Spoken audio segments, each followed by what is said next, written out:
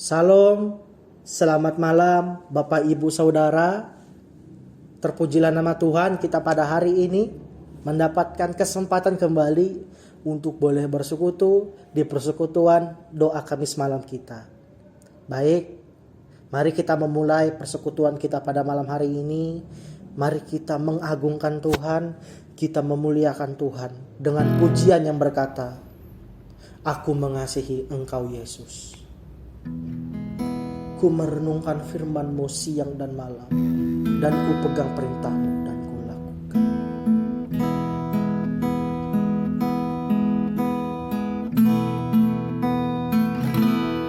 Aku mengasihi Engkau Yesus dengan segenap hatiku.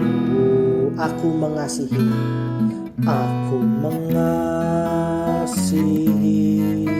Engkau Yesus dengan segenap jiwaku. Sekali lagi katakan, aku mengasihi Engkau Yesus dengan segenap hatiku. Aku mengasihi Engkau Yesus dengan segenap jiwaku. Ku renungkan firman-Mu siang dan malam, ku pegang perintah-Mu dan ku lakukan. Engkau tahu ya Tuhan, tujuan hidupku hanyalah untuk menyenangkan hati-Mu. Kita angkat pujian ini dari Allah. Aku mengasihi Engkau Yesus dengan segenap hatiku.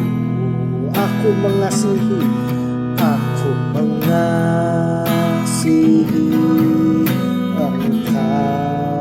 Yesus dengan segenap jiwaku. Ku renungkan firman-Mu siang dan malam, ku pegang perintah-Mu dan ku lakukan. Engkau tahu ya Tuhan, tujuan hidupku hanyalah untuk menyenangkan, hanyalah untuk menyenangkan, hanyalah untuk menyenangkan hati-Mu. Bapak Ibu Saudara, mari kita berdoa kepada Tuhan. Bapa kami yang di surga, terkuduskanlah nama-Mu. Engkau adalah Allah yang kami sembah, Allah yang kami muliakan. Sungguh besar kasih setia Tuhan. Kami bersyukur juga atas hidup yang Kau berikan kepada kami Tuhan, sehingga kami pada hari ini mendapatkan kesempatan untuk boleh bersekutu bersama. Meskipun kami hanya bersekutu dengan media online ini ya Tuhan, tetapi tidak mengurangi kami untuk melayani Tuhan, tidak mengurangi semangat kami dan cinta kami kepada Tuhan. Makasih. Sebentar lagi Tuhan, kami akan merenungkan firman Tuhan. Kami akan merenungkan renungan pada malam hari ini. Tuhan yang memampukan hamba-Mu yang penuh dengan keterbatasan ini ya Tuhan. Tuhan yang memampukan memberi kekuatan kepada hamba-Mu ini untuk bisa menyampaikan kebenaran-kebenaran yang berasal dari Tuhan. Tuhan, kami juga berdoa untuk setiap kami yang mendengarkannya, yang merenungkannya. Roh Kudus yang memampukan kami untuk kami boleh mengerti apa yang Tuhan mau dalam kehidupan kami, dan kami bisa berjuang untuk hidup melakukan seturut apa yang Tuhan mau. Terima kasih Tuhan. Inilah doa kami yang kami panjatkan di dalam nama Tuhan Yesus Kristus dengan penuh ucapan syukur. Amin. Salam, selamat malam Bapak Ibu Saudara. Perenungan firman Tuhan kita pada malam hari ini terdapat di dalam Kisah Para Rasul, pasalnya yang ketiga ayat 11 sampai 26. Perenungan kita pada malam hari ini terdapat di dalam Kisah Para Rasul, pasalnya yang ketiga ayatnya yang ke-11 sampai 26. Saya akan bacakan untuk kita semua firman Tuhan pada malam hari ini. Khotbah Petrus di Serambi Salomo. Karena orang itu tetap mengikuti Petrus dan Yohanes, maka seluruh orang banyak yang sangat keheranan itu datang mengerumuni mereka di serambi yang disebut Serambi Salomo. Petrus melihat orang banyak itu lalu berkata, "Hai orang Israel, mengapa kamu heran tentang kejadian itu? Dan mengapa kamu menatap kami seolah-olah kami membuat orang ini berjalan karena kuasa atau kesalehan kami sendiri? Allah Abraham, Ishak dan Yakub, Allah nenek moyang kita, telah memuliakan hambanya, yaitu Yesus yang kamu serahkan dan tolak di depan Pilatus, walaupun Pilatus berpendapat bahwa ia harus dilepaskan. Tetapi kamu telah menolak yang kudus dan benar, serta menghendaki seorang pembunuh sebagai hadiahmu. Demikianlah ia, pemimpin kepada hidup, telah kamu bunuh.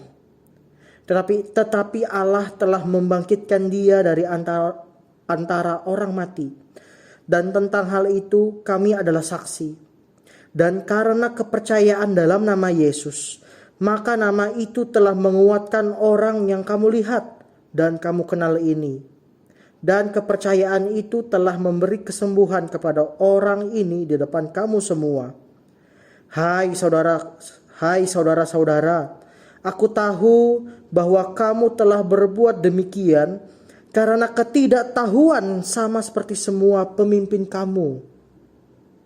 Tetapi dengan jalan demikian, Allah telah menggenapi apa yang telah difirmankannya dahulu dengan perantara nabi-nabinya, yaitu bahwa Mesias yang diutusnya harus menderita. Karena itu sadarlah dan bertobatlah supaya dosamu dihapuskan, agar Tuhan mendatangkan waktu kelegaan dan mengutus Yesus yang dari semula diuntukkan bagimu sebagai Kristus. Kristus itu harus tinggal di sorga sampai waktu pemulihan segala sesuatu, seperti yang difirmankan Allah dengan perantaraan nabi-nabinya yang kudus di zaman dahulu. Bukankah telah dikatakan Musa, Tuhan Allah akan membangkitkan bagimu seorang nabi dari antara saudara-saudaramu, sama seperti aku. Dengarkanlah dia dalam segala sesuatu yang akan dikatakannya kepadamu. Dan akan terjadi bahwa semua yang tidak mendengarkan nabi itu akan dibasmi dari umat kita. Dan semua nabi yang pernah berbicara mulai dari Samuel dan sesudah dia telah bernubuat tentang zaman ini. Kamulah yang mewarisi nubuat-nubuat itu dan mendapat bagian dalam perjanjian yang telah diadakan Allah dengan nenek moyang kita. Ketika ia berfirman kepada Abraham, oleh keturunanmu semua bangsa di muka bumi akan diberkati. Dan bagi kamulah pertama-tama Allah membangkitkan hambanya dan mengutusnya kepada kamu, supaya ia memberkati kamu dengan memimpin kamu masing-masing kembali dari segala kejahatanmu. Demikian pembacaan Alkitab kita yang begitu jauh. Bapak Ibu Saudara yang terkasih, tema Perenungan kita pada hari ini yang terambil dari Kisah Para Rasul, pasalnya yang ketiga ayat 11 sampai 26 ini adalah, temanya adalah menerima kuasa yang benar. Nah, saudara, kita tidak dapat pungkiri bahwa kita senang, kita pasti ikut berbahagia jikalau kita mendapatkan sesuatu dari orang yang kita kasihi, kan? Kita mendapatkan satu reward ya, atau satu penghargaan ketika kita melakukan segala sesuatu. Jangankan ketika kita melakukan segala sesuatu lalu kita mendapatkan penghargaan atau mendapatkan apresiasi atau mendapatkan satu hadiah. Tetapi ketika kita mendapatkan kepercayaan, entah itu berasal dari siapa, pasti kita akan senang atau berbahagia ketika mendapatkan kepercayaan tersebut. Atau kita mendapatkan apresiasi, atau kita mendapatkan penghargaan, atau kita mendapatkan satu reward ya atas apa yang mungkin kita lakukan ya, atau juga yang mungkin tidak kita lakukan tetapi kita pun mendapat satu penghargaan, satu apresiasi, ataupun satu reward atau satu kejutan begitu, atau hadiah. Pasti kita akan senang, bukan? Nah, demikian juga dengan hubungan dengan tema perenungan kita pada hari ini, yaitu menerima kuasa yang benar. Apa yang dimaksud dengan menerima kuasa yang benar? Ya, apa yang dimaksud dengan menerima kuasa yang benar dari pembacaan Alkitab kita ini? Ya, tentu saja yang kita maksudkan, pengertian benar yang dimaksud adalah benar menurut perspektif Alkitab kita. Yang adalah Alkitab ini adalah satu-satunya otoritas, satu-satunya standar yang menentukan kehidupan kita. Ya, Alkitab ini adalah penuntun hidup kita. Maka dari itu kita harus mengerti apa yang dimaksud menerima kuasa yang benar menurut teks pembacaan Alkitab kita yang terdapat di dalam Kisah Para Rasul pasal 3 11 sampai 26. Nah, sebelum kita masuk lebih dalam, kita menyempit membahas tentang apa yang tertulis di dalam Kisah Para Rasul pasal 3 ini, ayat 11 sampai 26, alangkah baiknya kita mengerti dahulu sedikit ya. Mengulas sedikit yang pernah disampaikan, yang pernah kita pelajari tentang Kisah Para Rasul ini.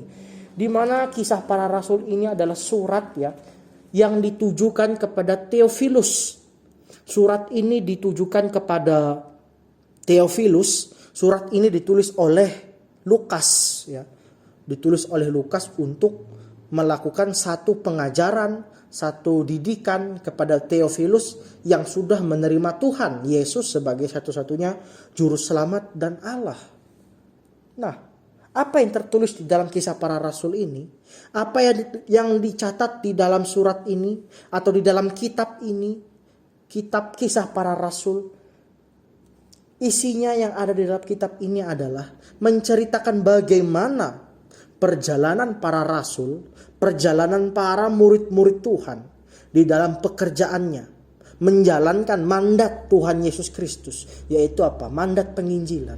Kita melihat berbagai macam dinamika yang ada, yang tertulis di dalam surat atau kitab Kisah Para Rasul ini. Kita bisa melihat di Kisah Para Rasul pasal 1 ayat yang ketiga. Setelah Tuhan Yesus bangkit dari kematiannya, lalu menampakkan diri kepada beberapa muridnya. Atau kita mengatakan bahwa Yesus menyatakan dirinya bahwa ia bangkit dari kematian, mengalahkan maut kepada murid-muridnya. Kita bisa lihat di ayatnya yang ketiga di Kisah Para Rasul pasalnya yang pertama, bahwa Tuhan Yesus mengajar bersama dan juga menyatakan mujizat-mujizat yang ada untuk meneguhkan dirinya bahwa Yesus Kristus adalah sungguh Mesias, sungguh Mesias yang dijanjikan, yang sudah dinubuatkan oleh para nabi-nabi sebelumnya, yang adalah Mesias ini adalah Allah sendiri. Tuhan Yesus melakukan berbagai macam mujizat dan mengajar dan menyatakan dirinya sebagai Mesias selama 40 hari bersama dengan murid-muridnya. Tuhan Yesus mengajar tentang bagaimana apa itu kerajaan Allah, apa itu Injil, ya kan? Dan pada waktu itu juga Ya. Selama 40 hari genapnya setelah Tuhan Yesus bangkit dari kematiannya dan detik-detik Tuhan Yesus hendak naik ke surga, Tuhan Yesus tidak meninggalkan mereka. Namun seperti apa yang sudah dinubuatkan di dalam Yohanes, di dalam Injil Yohanes pasalnya yang ke-14, bahwa Yesus tidak akan meninggalkan anak-anaknya. Yesus tidak meninggalkan murid-muridnya. Dia mengutus Roh Kudus, Roh Penghibur untuk setiap anak-anaknya, untuk setiap muridnya. Supaya kita dituntun tetap berada di dalam koridor yang benar. Dan tetap berada di jalan yang benar. Supaya setiap kita yang adalah murid-murid Tuhan, termasuk dengan murid-murid yang pada waktu itu tidak tersesat. Maka dari itu, roh yang berasal dari Allah, yaitu Roh Kudus, diutus untuk murid-murid, untuk kita semua. Yang adalah Roh Kudus itu adalah Allah kita sendiri. Allah itu sendiri. Baik, kita lanjut. Perhatikan di Kisah Para Rasul pasal 1 ayatnya yang ke-8.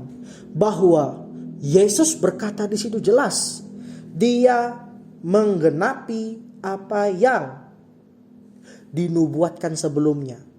Sebelum kematian Tuhan Yesus di kayu salib. Yang tercatat di dalam Yohanes 14. Tuhan Yesus menegaskan kembali apa yang sebelumnya. Yang pernah dinubuatkan oleh Tuhan Yesus sendiri. Kita baca, kita perhatikan. Kisah Para Rasul pasal 1 ayat 8. Tetapi kamu akan menerima kuasa kalau Roh Kudus turun ke atas kamu. Dan kamu akan menjadi saksiku di Yerusalem. Dan di seluruh Yudea dan Samaria. Dan sampai ke ujung bumi. Jadi kita bisa melihat bahwa murid-murid diberi kuasa. Diberi kuasa oleh Allah. Untuk apa? Diberi kuasa oleh Tuhan Yesus. Dengan turunnya Roh Kudus kepada setiap orang-orang percaya. Untuk apa? Untuk menjadi saksi-saksi Kristus. Saksi-saksi Yesus. Di mana saja mereka menjadi saksi. Kita perhatikan di ayat yang ke-8 ini yang sudah saya bacakan. Yang kita sudah baca bersama-sama. Mereka menjadi saksi di Yerusalem. Di seluruh Yudea dan Samaria. Lalu sampai ke ujung bumi. Jadi mereka pun diberikan satu mandat. Ya. Dan mandat itu mereka lakukan dengan tuntunan Roh Kudus.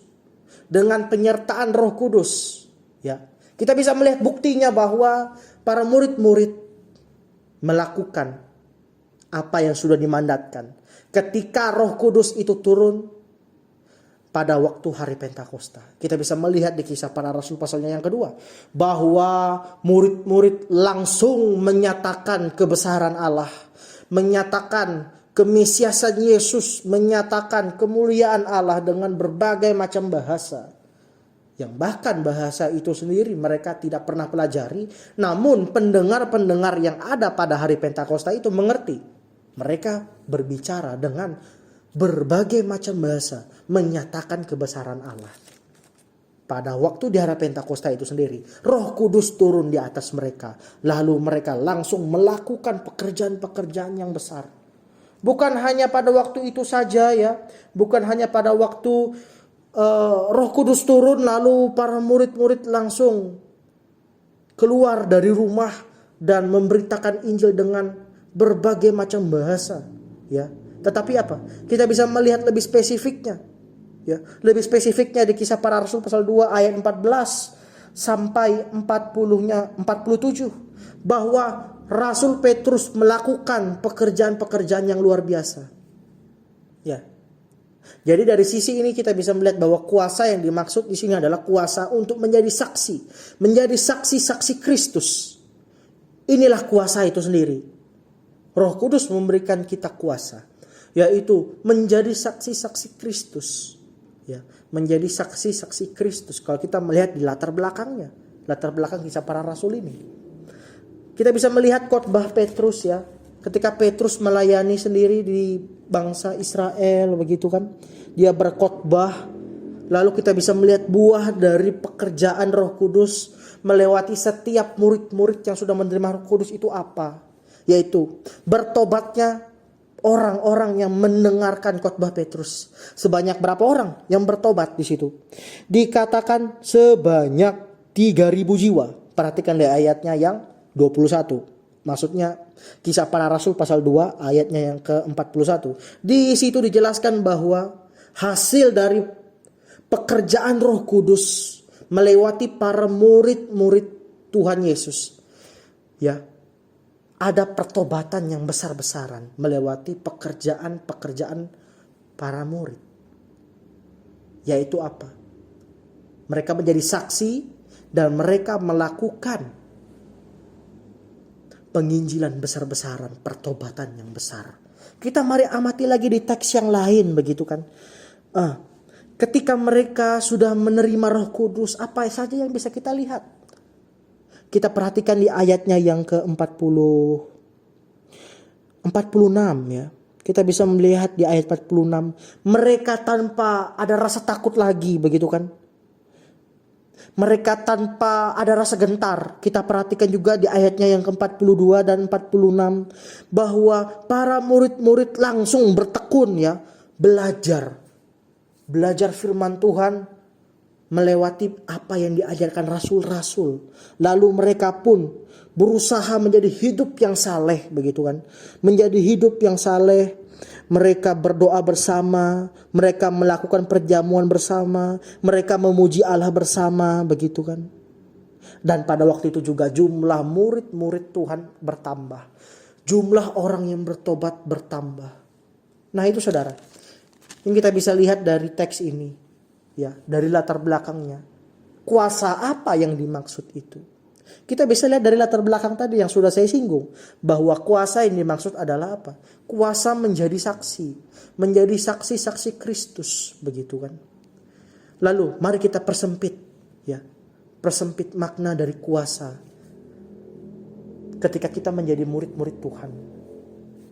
Ya, apa yang dimaksud dengan menerima kuasa yang benar? Menurut Kisah Para Rasul pasalnya yang ketiga ayat 11 sampai 26. Saya mencatat, saya mengamati ada tiga prinsip tentang menerima kuasa yang benar. Yang pertama, menerima kuasa yang benar berbicara mengikuti kebenaran, ya, mengikuti kebenaran yang mengubahkan. Mari kita perhatikan di ayatnya yang ke-11. Kita perhatikan di ayatnya yang ke-11. Ya, saya akan bacakan. Kembali ya di Kisah Para Rasul pasal yang ketiga, di ayatnya yang ke-11 saya akan bacakan. Karena orang itu tetap mengikuti Petrus dan Yohanes, maka seluruh orang yang banyak sangat keheranan itu datang mengerumuni mereka di serambi yang disebut serambi Salomo. Perhatikan di kalimatnya yang pertama. Karena orang itu tetap mengikuti Petrus dan Yohanes. Di sini yang mau saya sorot, yang kita sorot di sini ya, bahwa apa? Ketika Rasul Petrus dan Yohanes memberitakan Injil di bait Allah, ya, ada satu orang itu ya yang sedang sakit, yang sedang berharap belas kasihan di bait Allah. Lalu pada waktu itu juga dengan belas kasihan Rasul Petrus dan Yohanes, begitu kan, Rasul ini menyembuhkan penyakit dari orang yang sedang menderita penyakit yang ada di bait Allah ini. Lalu kita perhatikan, ketika dia disembuhkan dari penyakitnya, ketika dia mengalami lawatan itu, disembuhkan dari sakit penyakitnya, apakah dia diam saja? Ketika mendapatkan kesembuhan yang dari Allah melewati para rasul-rasul yang sudah menerima Roh Kudus itu, kita bisa melihat responnya apa? Responnya adalah orang yang sakit ini yang ada di bait Allah, dia mengikuti kebenaran-kebenaran yang diajarkan oleh para rasul. Dia mengikutinya dengan sungguh-sungguh. Kita bisa melihat indikasi ini di ayatnya yang ke-8. Ya, Kisah Para Rasul pasal 3 yang ke-8. Dia memuji Tuhan, dia melonjak berdiri, ya, dan mengikut rasul-rasul ini ke dalam bait Allah, melompat-lompat serta memuji Allah. Nah, kita bisa tangkap dari ayat ini, dari poin yang pertama ini, Mengikuti kebenaran yang mengubahkan. Ya. Jadi saudara, ketika kita ditolong oleh Tuhan, ketika kita mengalami pertemuan perjumpaan ya dengan Tuhan, justrunya pertemuan itu ya, lawatan itu, ketika kita ditolong oleh Allah di dalam berbagai macam perkara, seharusnya kehidupan kita pun harus berubah. Semakin berubah, semakin berubah. Berubah yang bagaimana yang dimaksudkan? Berubah yang dimaksud di sini adalah hidup berubah. Yang dahulunya ini sejauh dari Allah, yang tidak pernah menyenangkan, ada kecenderungan hati untuk menyenangkan Allah. Tetapi ketika kita sudah diubahkan oleh Allah, kita ditolong oleh Allah, hidup kita yang mengabdi kepada kebenaran itu. Kebenaran yang berasal dari Allah. Jadi ini prinsip yang pertama. Ya, tentang menerima kuasa yang benar. Yaitu mengikuti kebenaran yang dari Allah itu. Ya, mengikuti kebenaran yang mengubahkan hidup kita. Jadi ketika kita mendengarkan firman Tuhan, ketika kita merenungkan firman Tuhan, alangkahnya kehidupan kita seharusnya semakin diubahkan menjadi pribadi yang lebih berkualitas di dalam kerohanian, menjadi pribadi yang lebih semangat, lebih berjuang lagi hidup di dalam kekudusan, mengikuti apa yang Allah mau. Jadi kita jelas sekali bisa membedakan mana pribadi ya, ciri-ciri pribadi yang belum diubahkan, yang sudah dan yang sudah diubahkan. Pasti ada perbedaannya. Pribadi yang belum diubahkan pasti hidupnya, kecenderungannya tidak akan ada mau memuji Allah atau memprioritaskan Allah di dalam kehidupannya. Yang ada hanya ke aku dan aku. Tetapi kita bisa melihat orang yang sudah diubahkan, yang sudah menerima Roh Kudus, yaitu apa? Dia menerima kuasa untuk hidup sesuai dengan apa yang Tuhan mau, yaitu apa? Memprioritaskan Tuhan dari segala-galanya. Jadi bukan aku lagi, bukan aku lagi yang menjadi prioritas hidup ini, tetapi Allah lah yang menjadi prioritas hidup ini. Itu poin yang pertama. Selanjutnya, apa yang dimaksud dengan menerima kuasa yang benar menurut teks ini? Yang kedua, saya mencatat, sadar dan bertobat. Bertobat karena dosa sudah dihapuskan. Prinsip ini harus yang kita pegang. Menerima kuasa itu, ya. Menjadi pribadi yang sudah diselamatkan dari dekapan dosa. Setelah keluar dari dosa itu sendiri, apa yang harus dilakukan? Yaitu sadar dan terus bertobat. Sadar dan terus bermawas diri, ya. Keluar dari dekapan dosa itu. Perhatikan di ayatnya yang ke-18 sampai 20. Saya akan bacakan untuk kita semua. Tetapi dengan jalan demikian Allah telah menggenapi apa yang telah difirmankannya dahulu dengan perantaraan nabi-nabinya, yaitu bahwa Mesias yang diutusnya harus menderita. Karena itu sadarlah dan bertobatlah supaya dosamu dihapuskan, agar Tuhan mendatangkan waktu kelegaan dan mengutus Yesus yang dari semula diuntukkan bagimu sebagai Kristus. Jadi prinsip yang kedua, menerima kuasa yang benar adalah sadar dan bertobat karena dosa sudah dihapuskan. Jadi ini yang perlu kita punyai dalam kehidupan kita sebagai orang yang sudah diselamatkan. Yaitu apa? Terus sadar. Terus mempunyai prinsip kita mau bertobat. Terus mau bertobat. Ya. Ketika kita melakukan jatuh di dalam dosa. Ketika kita melakukan satu hal yang tidak berkenan di mata Tuhan. Prinsip inilah yang harus kita pegang. Bahwa memang memang benar. Bahwa Yesus sudah menyelamatkan kita. Bahwa hanyalah Yesus yang sudah membebaskan kita dari dosa-dosa. Tetapi efek dari penyelamatan yang dilakukan oleh Tuhan Yesus, ya, Tuhan telah menyelamatkan kita dari dekapan dosa. Ada efeknya. Efeknya apa? Sadar dan bertobat. Sadar dan terus mau bertobat. Ya. Mempunyai kesadaran untuk terus menginsyapkan diri. Ya. Tidak berpuas diri. Tetapi kita terus mempunyai kesadaran.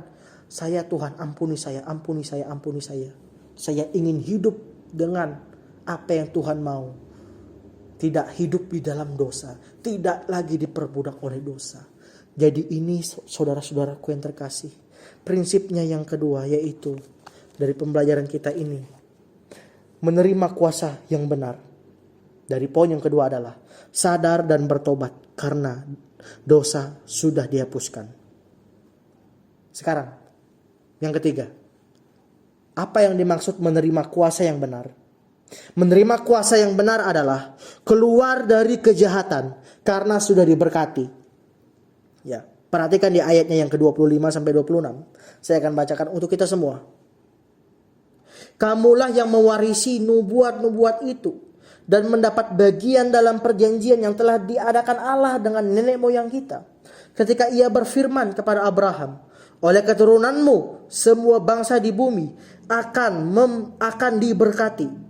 Dan bagi kamulah pertama-tama Allah membangkitkan hambanya dan mengutusnya kepada kamu, supaya ia memberkati kamu dengan memimpin kamu masing-masing kembali dari segala kejahatan. Jadi prinsip yang harus kita pegang, menerima kuasa yang ini dulu, yang paling fundamental, yaitu apa? Kita hidup keluar dari kehidupan lama kita. Jika kehidupan lama kita kecenderungannya terus berbuat jahat, nah perhatikan. Kita ngomong tentang berbuat jahat ya. Berbuat jahat itu bukan hanya perkara kita mencuri, membunuh, memaki gitu kan. Menyakiti hati sesama, bukan. Bukan hanya sekedar itu. Tetapi ketika kita melanggar perintah Tuhan, kita hidup tidak berpusat kepada Tuhan, itu adalah satu kejahatan. Kejahatan ya.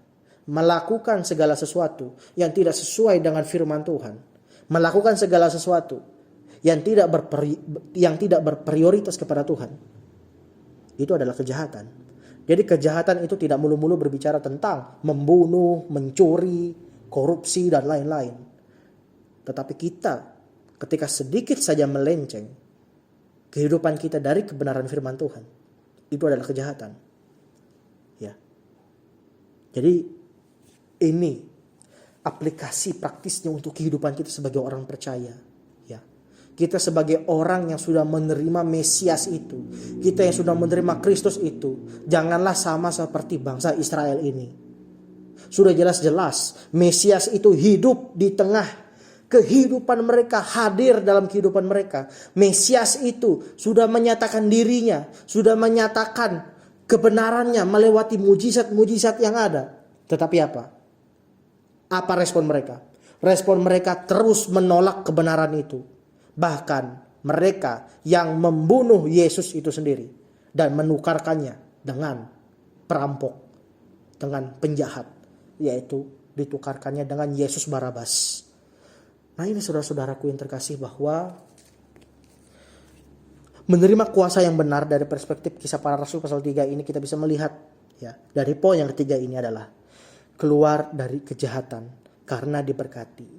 Kita juga ngomong tentang diberkati. Yes, memang betul ya.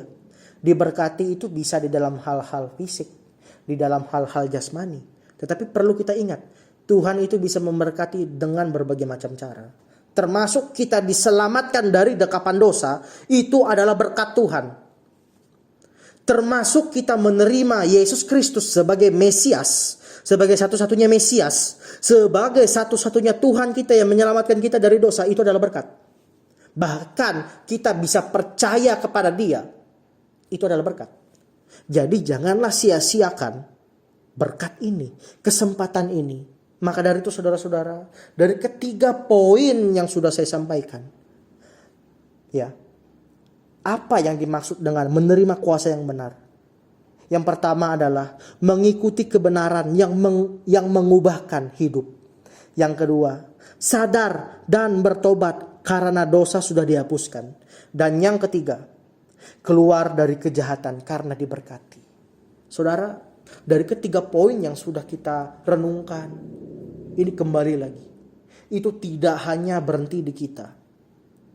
Tetapi kita juga perlu ingat berkat ya, kuasa, ketiga prinsip kuasa ini yang sudah kita pelajari itu tidak berhenti di kita, tetapi harus kita bagikan kepada saudara-saudara kita, kepada orang-orang yang belum pernah mendengarkan kuasa kebangkitan, kuasa kematian, kuasa pengorbanan Yesus Kristus yang menyelamatkan manusia dari maut, dari dosa. Jadi kuasa itu juga harus mengalir kepada orang lain. Perlu kita ingat bahwa kita diberi oleh Tuhan, itu kita diberi oleh Tuhan, diberi Roh Kudus supaya kita mempunyai kuasa menjadi saksi juga, menjadi saksi-saksi Kristus. Jadi begitu Bapak Ibu Saudara, biarlah di dalam kehidupan kita terus berpadanan dengan Injil Kristus. Kehidupan kita memprioritaskan Allah satu-satunya. Kehidupan kita tidak berpusat lagi kepada aku dan aku lagi, tetapi berpusat kepada hanya Allah saja. Sampai sini perenungan firman Tuhan kita pada hari ini. Mari kita tutup firman Tuhan kita pada malam hari ini dengan doa. Terima kasih Tuhan atas perenungan pada hari ini. Kami belajar ya Tuhan untuk terus memanfaatkan kuasa yang sudah kami terima ya Tuhan. Kami sudah menerima kuasa yang pertama ya Tuhan, menerima kuasa mengikuti kebenaran yang mengubahkan hidup kami. Kami juga telah menerima kuasa ya Tuhan, kuasa untuk sadar dan bertobat karena Tuhan sudah mengampuni kami dan Tuhan sudah membebaskan kami dari dosa. Dan kami juga ya Tuhan, Engkau memberikan kami kuasa untuk keluar dari kejahatan karena Tuhan sendiri yang memberkati kami. Dan Tuhan menyatakan berkat itu melewati anak-Mu yang tunggal ya Allah. Engkau utus bagi kami semua, yaitu Yesus Kristus, menjadi kurban yang sejati, menjadi pembebas dosa kami ya Tuhan. Terima kasih Tuhan. Biarlah kehidupan kami terus melakukan tanggung jawab kami sebagai saksi-saksinya Tuhan, menjadi terang dimanapun kami ditempatkan. Makasih Tuhan. Inilah doa kami yang kami panjatkan di dalam nama Tuhan Yesus Kristus. Kami berdoa dan mengucap syukur. Amin. Bapak Ibu Saudara yang terkasih, mari saatnya kita masuk ke dalam doa syafaat ya. Kita menaikkan segala doa-doa kita kepada Tuhan. Yang pertama, mari kita berdoa untuk bangsa dan negara ya. Bersyukur vaksin COVID-19 sudah disebarkan kepada beberapa masyarakat ya. Jadi beberapa masyarakat sudah ada yang menerima vaksin. Kita berdoa untuk hal ini, bersyukur vaksin boleh disebarkan. Kita berdoa supaya juga vaksin ini cepat disebarkan kepada masyarakat yang lainnya yang belum mendapatkan ya. Yang kedua, mari kita berdoa untuk kota Sidoarjo ya. Kita berdoa untuk kota Sidoarjo, dan kita sudah tahu bahwa kota kita yang terkasih, kota Sidoarjo, beberapa hari yang lalu mengalami musibah banjir ya. Kita berdoa untuk kota ini supaya kota ini pulih kembali ya. Untuk dua pokok doa ini, mari kita berdoa. Bapa di surga, kami menaikkan pokok doa kami. Tuhan mau berdoa untuk bangsa dan negara kami. Kami bersyukur Tuhan bahwa vaksin COVID-19 sudah disebarkan kepada beberapa masyarakat ya Tuhan. Sudah ada yang menerimanya. Kami bersyukur vaksin ini sudah boleh tersebar. Makasih Tuhan. Kami mau berdoa ya Tuhan, Tuhan tolong yang mempercepat penyebaran vaksin ini Tuhan. Supaya vaksin ini bisa cepat kami terima dan supaya tubuh kami juga menjadi tubuh yang kuat. Supaya tidak mudah terpapar dari COVID-19 ini. Makasih Tuhan. Tidak lupa kami juga berdoa ya Tuhan untuk Kota Sidoarjo, kami bergumul ya Tuhan. Beberapa hari yang lalu kota kami yang terkasih mengalami musibah banjir ya Tuhan. Tuhan tolong kepada setiap warga Sidoarjo yang mengalami musibah. Tuhan yang memberi kekuatan, kesabaran, dan ketabahan ketika mereka mengalami musibah ini.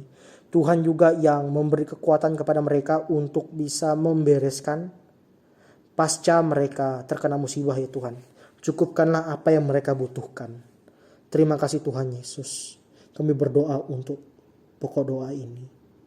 Amin.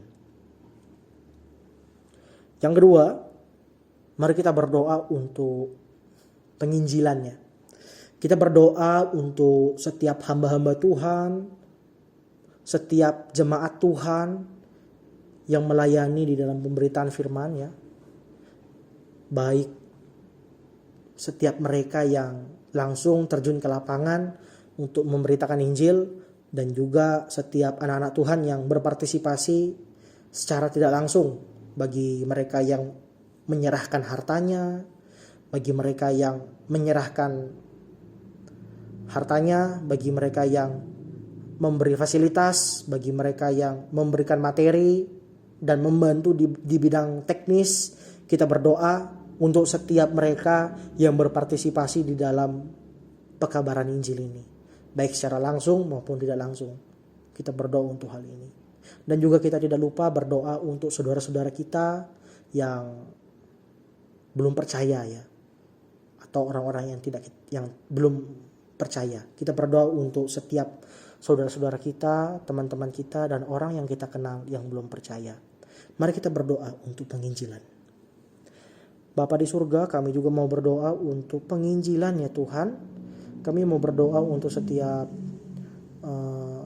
hamba-hambamu ya Tuhan yang bergerak di bidang penginjilan, baik mereka yang bekerja secara langsung maupun yang tidak langsung. Tuhan tolong yang melindungi mereka ya Tuhan di dalam pekerjaan mulia-Mu ini ya Tuhan.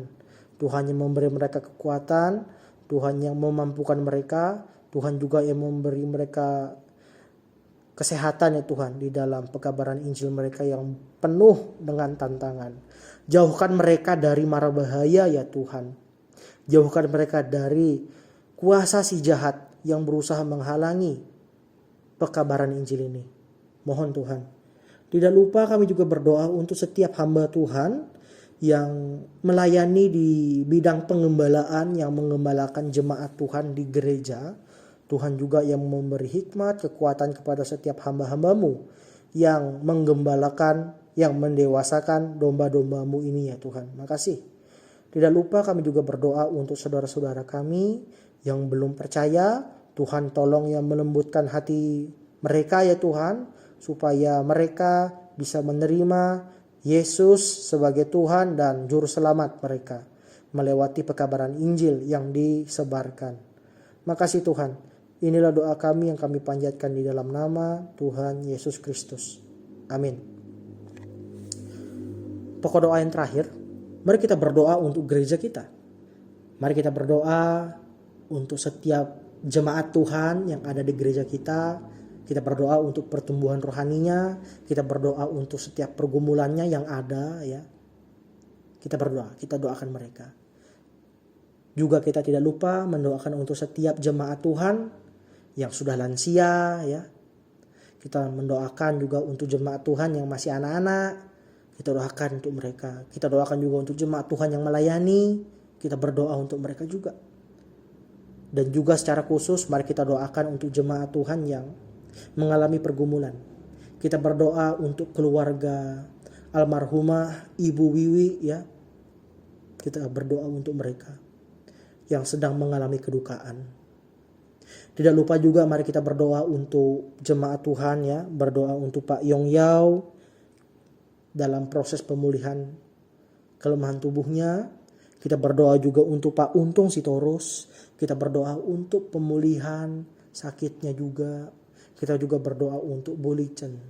Ya. Mari kita berdoa untuk gereja kita dan saudara-saudara seiman kita. Mari. Bapa di surga, kembali kami menaikkan pokok-pokok doa kami kepada Tuhan. Tuhan, kami mau berdoa untuk setiap jemaat Tuhan dimanapun mereka berada. Tuhan, tolong yang memelihara mereka dan menjaga mereka. Tuhan yang menguatkan iman mereka. Tuhan yang mengokohkan iman mereka. Supaya mereka ketika diperhadapkan di dalam situasi yang sulit, mereka tetap setia, tetap kokoh di dalam iman mereka. Biarlah mereka menjadi murid yang sejati, yang tidak mudah digoyahkan. Kami menyerahkannya kepada Roh Kudus yang memateraikan mereka. Terima kasih. Tidak lupa kami juga berdoa untuk setiap jemaat Tuhan yang masuk di usia lansia. Tuhan yang menjaga kesehatan mereka. Tuhan juga yang memelihara mereka. Biarlah di dalam usia tua mereka semakin mengasihi Tuhan dan semakin menyenangkan Tuhan selagi masih ada tenaga, masih ada kekuatan untuk melayani Tuhan. Makasih. Kami juga berdoa untuk jemaat-Mu yang masih anak-anak sekolah minggu. Biarlah anak-anak-Mu yang masih belia, anak-anak-Mu yang masih remaja, anak-anak-Mu yang pemuda, kami menyerahkan kepada tangan Tuhan. Biarlah mereka menjadi murid yang diproses oleh Tuhan. Menjadi murid yang setia. Murid yang militan di dalam Kristus. Yang tidak mudah digoyahkan oleh angin-angin pengajaran. Makasih Tuhan. Menyerahkan anak-anak-Mu ini. Tidak lupa kami juga berdoa untuk setiap jemaat Tuhan yang bersusah payah. Yang menyerahkan dirinya untuk melayani Tuhan. Sepenuh hati melayani Tuhan di dalam penginjilan, di dalam penggembalaan, di dalam hal-hal teknis, dan semua jemaat Tuhan yang memiliki kerinduan untuk berpartisipasi secara langsung. Tuhan yang memberkati mereka, biarlah mereka semakin setia menyenangkan Tuhan. Kami juga berdoa ya Tuhan untuk pergumulan beberapa jemaat-Mu, beberapa anak-Mu ya Tuhan. Kami berdoa untuk keluarga ibu almarhum. Kami mendoakan untuk keluarga almarhumah Ibu Wiwi yang sedang berduka. Tuhan yang menguatkan keluarga besar ini ya Tuhan. Ketika Engkau sudah memanggil, membawa ke dalam surga-Mu, ya Bapa, Engkau memanggil Ibu Wiwi. Biarlah keluarga yang ditinggalkan selalu mendapatkan penghiburan dan kekuatan di dalam Roh Kudus. Kami berdoa untuk mereka supaya mereka menjadi pengikut Tuhan yang sungguh-sungguh dan berbalik kepada Kristus Yesus. Kasihanilah mereka ya Tuhan. Makasih. Kami juga berdoa ya Tuhan untuk Pak Yong Yao, berdoa untuk Pak Untung Sitorus, berdoa untuk Bu Licen di dalam pergumulan sakitnya, di dalam proses pemulihan kiranya Tuhan yang memberkati, Tuhan yang menolong, Tuhan yang memberi pemulihan. Makasih Tuhan. Kami menyerahkan setiap kehidupan kami ke dalam tangan Tuhan. Inilah pokok-pokok doa kami Tuhan yang kami panjatkan. Di dalam nama Tuhan Yesus Kristus. Biarlah kehendak Tuhan yang jadi. Menurut waktunya Tuhan. Makasih. Di dalam nama Tuhan Yesus kami berdoa. Amin. Tidak terasa sudah di penghujung persekutuan kita. Mari Bapak Ibu Saudara, sebelum kita kembali ke aktivitas kita dan kita beristirahat di malam hari ini, mari kita tutup persekutuan kita. Mari kita mengagungkan Tuhan kembali, kita memuji Tuhan dengan pujian yang berkata, terima kasih Tuhan.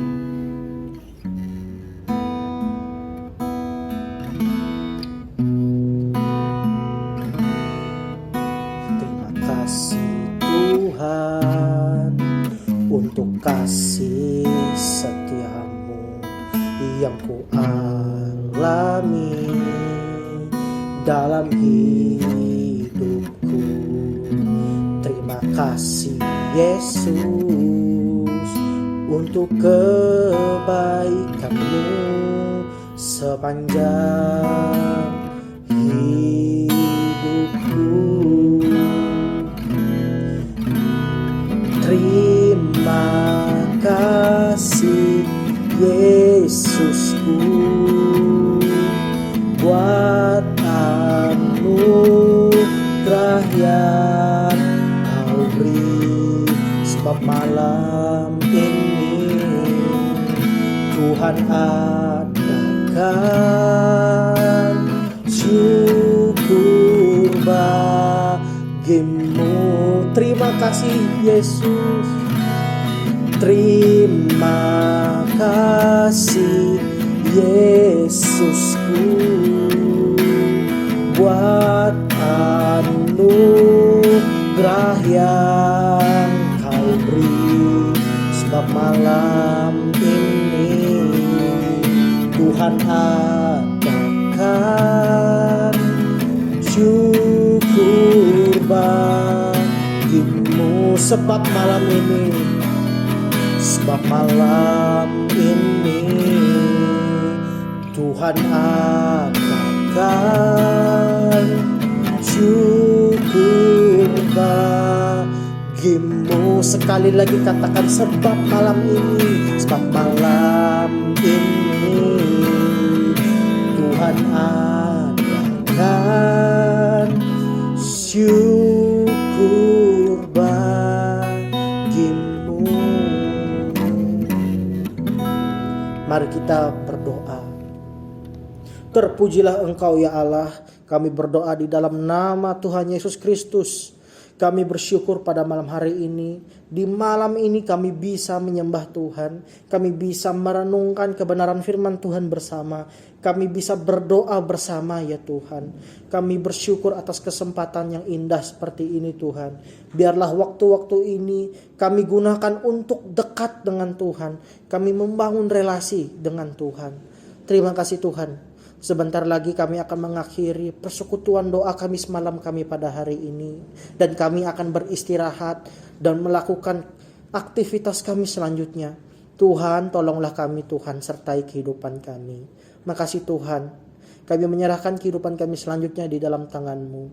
Kami menyerahkan segala anak-anak-Mu ya Tuhan, dimanapun mereka berada, Tuhan yang menyertai. Makasih Tuhan. Di dalam nama Tuhan Yesus, inilah ucapan syukur doa kami yang kami naikkan kepadamu. Di dalam nama Tuhan Yesus kami berdoa. Amin. Persekutuan selesai. Selamat malam. Tuhan Yesus memberkati kita semua.